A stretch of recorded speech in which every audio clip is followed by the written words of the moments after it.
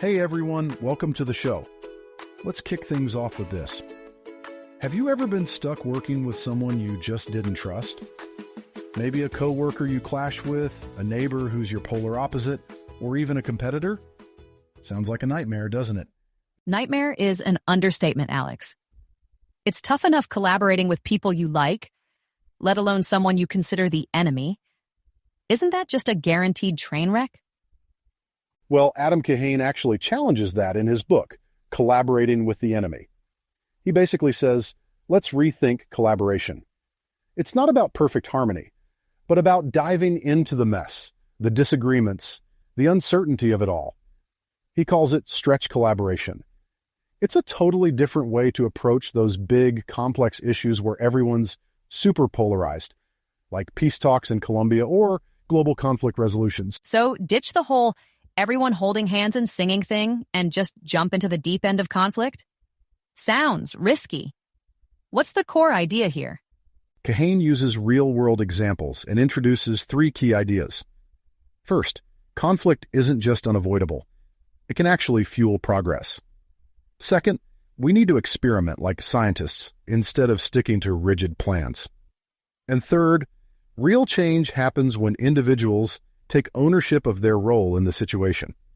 Okay, so it's like transforming a battlefield into a laboratory, hoping to eventually build a bridge? Intriguing, but I am still a bit skeptical. Let's dig in and see if this stretch collaboration concept actually works. Okay, so that leads us to the first really important thing about stretch collaboration, seeing conflict as a good thing, a way to actually make progress. Now, Michelle, that probably sounds a little weird, right? I mean, we're always told that conflict is bad news in groups, that it messes up projects, ruins relationships, and basically grinds everything to a halt. But Kahane kind of flips that idea on its head. He says conflict isn't something you should run away from. It's something you should actively work with. Right? So we are talking about getting a bunch of people who disagree strongly in one room, give them conflicting goals, and then watch the collaborative magic happen? Isn't that just asking for trouble? I get your point. But think about the Destino Colombia initiative. Kahane worked on this awesome project that was designed to bring peace to Colombia after decades of violence. Imagine this. Military leaders, guerrilla fighters, regular people, and business folks all in the same room, telling their stories, talking about what made them angry. Whoa, hold on. Actual guerrilla fighters sitting across from people who might have lost family members to them? Seriously? That sounds like intense doesn't even cover it. That sounds impossibly tense. Exactly. And that's the whole idea. They didn't try to pretend that tension wasn't there. Instead, the people in charge created a safe space where everyone could share their feelings, even if it was uncomfortable.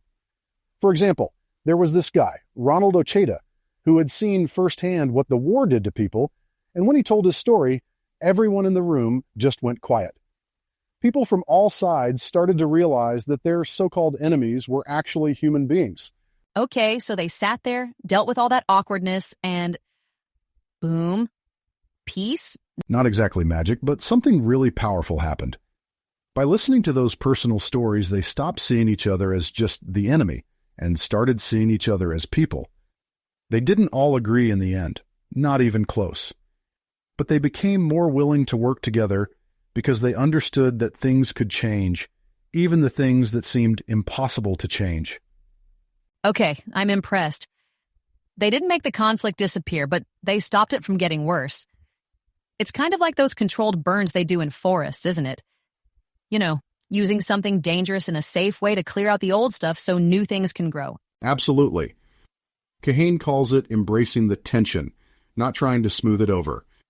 He thinks that conflict is what sparks creativity and new ideas. In Destino Colombia, just hearing different opinions created a new space for conversation and innovation. All right, but this sounds a little too good to be true. Going from major tension to a shared understanding in a controlled setting is one thing, but what happens when things go off the rails? You'd need some tools to manage it before it all implodes, right? That's where Kahane's methods come in handy. The first thing he talks about is balancing what he calls power and love. Power and love? I am getting self-help seminar vibes here. It's not as cheesy as it sounds. Power is about standing up for yourself, making sure your voice is heard, and getting your needs met. Love is about connecting with others, understanding them, and building relationships. Kahane says that you need both to collaborate well. Too much power, and you're a bully. Too much love, and you get walked all over. So in Colombia, people were told to speak honestly, but also to really listen to those they disagreed with. I guess that balance doesn't just happen automatically, does it? Did they have referees or something? Sort of. They had trained facilitators who led structured conversations. These weren't just yelling matches. They were carefully planned discussions that made sure everyone got a chance to speak and that the group stayed on track. The facilitators helped people challenge each other in a positive way, turning potentially nasty situations into opportunities to learn. So they were like conductors, making sure the orchestra didn't turn into a total mess and that people didn't start throwing instruments at each other. Exactly. And along with those conversations, personal reflection was really important. People were encouraged to look at themselves, think about their own biases, and realize how they might be contributing to the problem instead of just blaming others. That's how you build empathy, which is key to connecting with anyone. I imagine taking personal responsibility is hard. I mean, no one wants to admit they're part of the problem. How did people react to that? Well, in Destino, Colombia, some people who came in ready to point fingers eventually started saying things like, "How have I made this situation worse?" That change, from blaming to owning up, was a big deal. It made people more understanding, and that built trust. Not perfect trust, but enough to start working together. Okay, so to make conflict work for you, you need power to push your ideas, love to connect with people, structured conversations to keep things in order, and a willingness to admit you're not perfect. Did I miss anything? You nailed it. And there's one more thing to think about: how you see differences. Kahane says that instead of thinking our differences are a problem, we should think they're a good thing. It's those differences that lead to new ideas and help us solve tough problems. That leads us to an interesting point: experimentation in navigating uncertainty. It builds on embracing conflict by focusing on practical methodologies, using creative processes to adapt to change rather than seeking a single perfect solution. Experimentation, huh? Sounds like another Silicon Valley buzzword. Fail fast, fail often. Doesn't this just excuse a bit of chaos? Not really. Adam Kahane makes a key point: experimentation isn't about glorifying failure itself. It's about learning through cycles, prototyping, testing, then refining. Adaptability is vital when facing uncertainty. He even uses the term negative capability from the poet John Keats to describe the mindset needed to navigate this ambiguity. Negative capability? Sounds like something you'd want to avoid. What does it even mean? It's the ability to tolerate ambiguity, to not rush to quick solutions. Imagine standing in fog. You can't see everything, but instead of panicking, you stay open to what might appear. Kahane says that this resilience lets teams engage with these messy problems creatively, instead of getting stuck in rigid solutions. All right, I like the fog analogy. But concretely, how does this work in the real world where politics are so divisive and uncertainty is so high? A great example is the Destino Colombia project. It was a really polarized environment, with guerrilla groups, the government, and civil society all deeply distrustful after decades of violence. The project used scenario planning. Participants didn't need to commit to one solution. Instead, they explored multiple futures for Colombia. Multiple futures? So they turned peacebuilding into a choose-your-own-adventure story? In a way, yes. Participants didn't just imagine one ideal outcome. They looked at best case, worst case, and everything in between. This forced them to confront the realities of each path. It revealed possibilities and made the group more adaptable. And this scenario planning, how effective is it? It sounds abstract. Sitting around imagining possibilities feels a bit flimsy, no? Here's the brilliance. It wasn't just a brainstorm. It was structured and brought out creative and practical strategies. Thinking through potential futures, participants uncovered risks, trade-offs, and interdependencies they hadn't considered. For example, they realized that even in their worst-case scenarios, they could still work with something. That helped them find approaches rooted in reality, not fantasy. Huh. So instead of sticking to one solution, they became flexible. It's like steering a ship. Big problems need room to adjust, not just a straight path forward. Exactly. And they also tested ideas through prototyping. Participants brainstormed ways to involve marginalized communities in peacebuilding, tested them locally, and refined them based on what worked. Speaking of the devil, failure. When prototyping, failure seems unavoidable. How do you get people to accept that risk, especially those with a lot at stake? Kahane says you need to create an environment where failure is seen as progress. Reframe setbacks as data. In Destino, Colombia, they built in feedback loops. After each workshop, participants reflected on what was productive, what went wrong, and what they learned. Normalizing reflection made failure part of learning. Like iterating a draft for a paper. You don't expect perfection at first. You refine and sharpen with each round. Exactly. And it also encourages creativity because participants feel safe sharing unconventional ideas. When failure is valuable feedback rather than a punishment, people engage more energetically. But isn't good facilitation essential? Otherwise, wouldn't these sessions turn into blame games? Like so-and-so caused the failure. Absolutely, facilitation matters a lot. In Destino, Colombia, the facilitators ensured that reflection remained constructive. They guided participants to focus on system-level insights, what works overall rather than blaming individuals. So, what's the goal of these reflections? Does the process just repeat forever? That's what's great about it. The cycles might not offer a permanent end to the problem, but they allow for continuous learning. In these complex environments, adaptability is more valuable than a perfect solution. All right, I get it. Experimentation over perfection. Embrace the fog. Navigate through trial and error and use feedback as fuel. But how does tolerating so much uncertainty not paralyze people? Doesn't ambiguity sometimes lead to inaction? Good point. Kahane acknowledges that.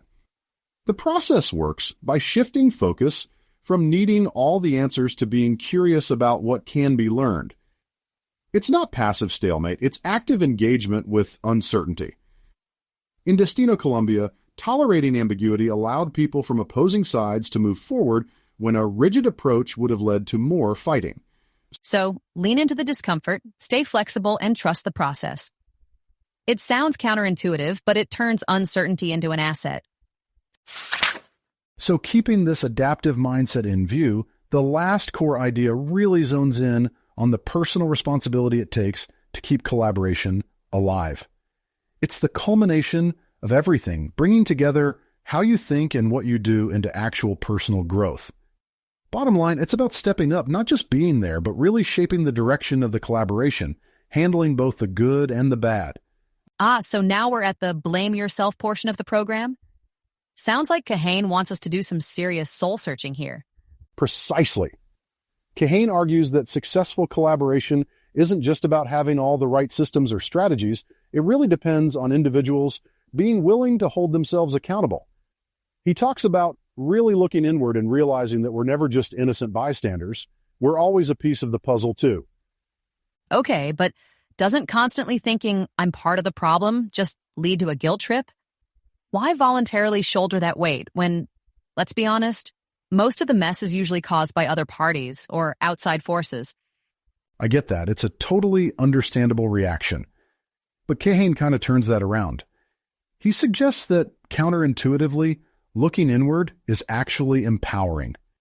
When you acknowledge your role in the problem, you actually regain the power to influence the solution. Otherwise, it's really easy to just point fingers and wait for someone else to clean things up. So, instead of endless self-criticism, we're actually reclaiming control? Interesting. How does this actually work? Kahane suggests a few ways to build this self-accountability. For example, building in regular times for self-reflection during the collaboration. Imagine short breaks in discussions where everyone gets asked tough, but clarifying questions like, what assumptions am I making that might be coloring my views? Or how might I be unintentionally contributing to the problem we're tackling?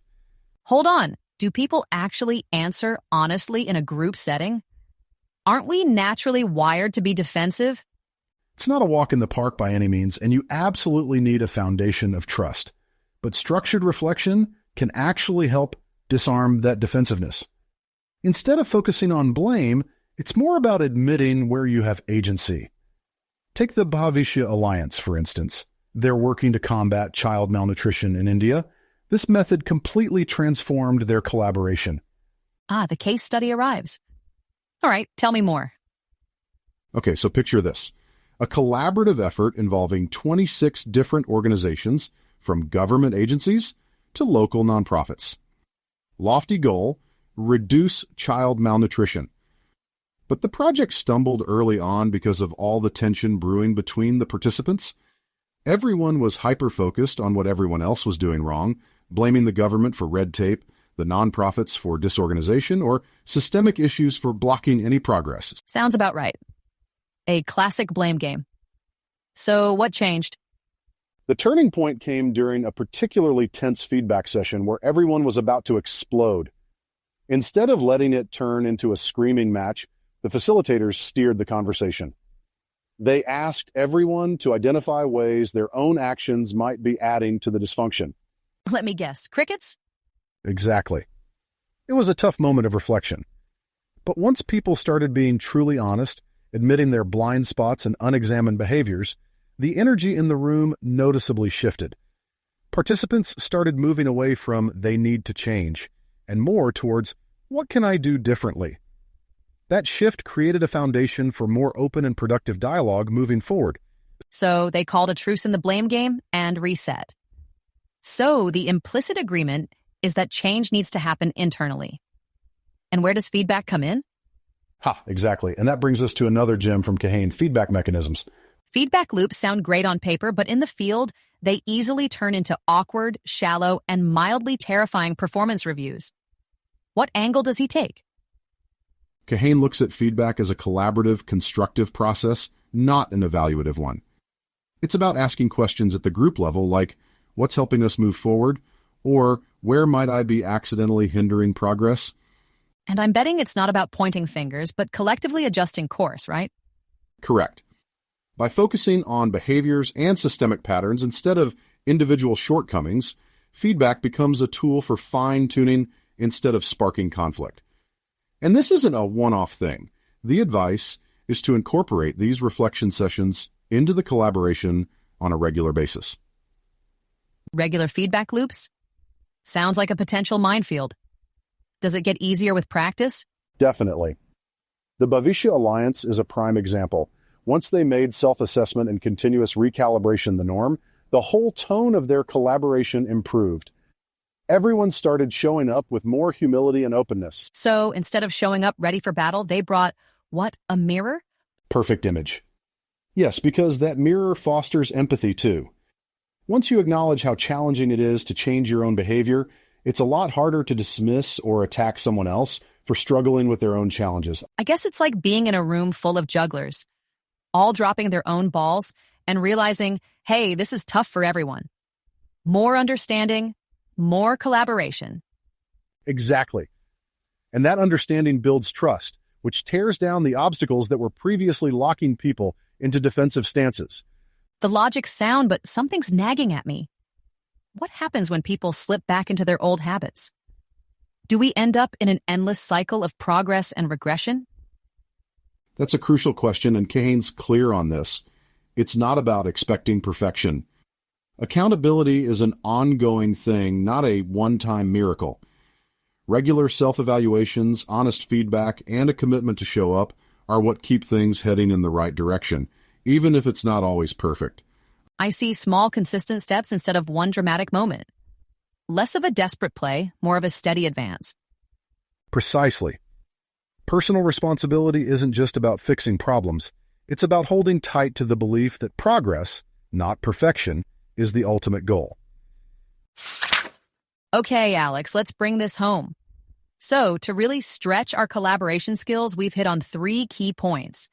See conflict as a power source, experiment your way through ambiguity instead of chasing some perfect ideal, and step up, take ownership to shift from a blame game to real accountability. Precisely. Adam Kahane's framework, it's a game changer, right? It makes us rethink how we deal with those thorny, complex issues. Conflict? It's not the bad guy. It's a chance to grow. Experimentation isn't failing, it's learning. And taking responsibility. It's not about finding fault, it's about taking charge. Put them together and you can collaborate, even with people you see as opponents. Let's be real, though. None of this is a walk in the park. Sitting with discomfort, dealing with uncertainty, admitting you're not perfect, that's tough stuff. But the reward? Huge. Global issues, office politics, even just a family dinner that's gone sideways. These ideas fit everywhere. That's the heart of it. Collaboration isn't about smoothing over differences or getting everyone to sing from the same hymn sheet. It's about building solutions together in that messy space between us all. So the question is, what part do you want to play in making things better? Ready to stretch yourself? Give it some thought, and keep in mind, even small changes in how you handle conflict or uncertainty can create surprising results over time. So, Alex, what's up next on our collaboration playlist? Oh, never mind. We're supposed to embrace the chaos, aren't we? Exactly. Controlled chaos, just as Kahane would advise. Thanks for listening, everyone. Happy stretching.